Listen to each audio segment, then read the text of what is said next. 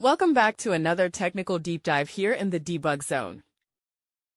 Today, we're tackling a big question and breaking it down with insights from other users.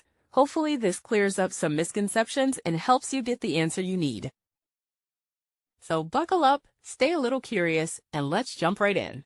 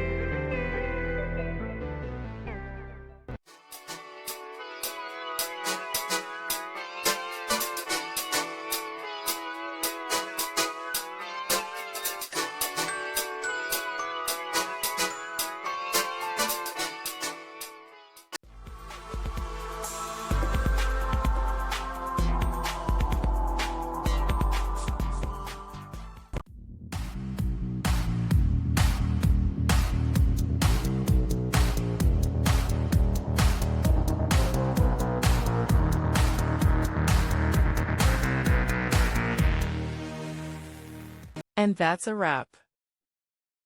I hope you found the answer you were looking for. If you did, take a second to hit that subscribe button. It really helps out.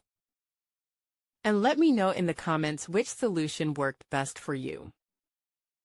See you next time in the debug zone.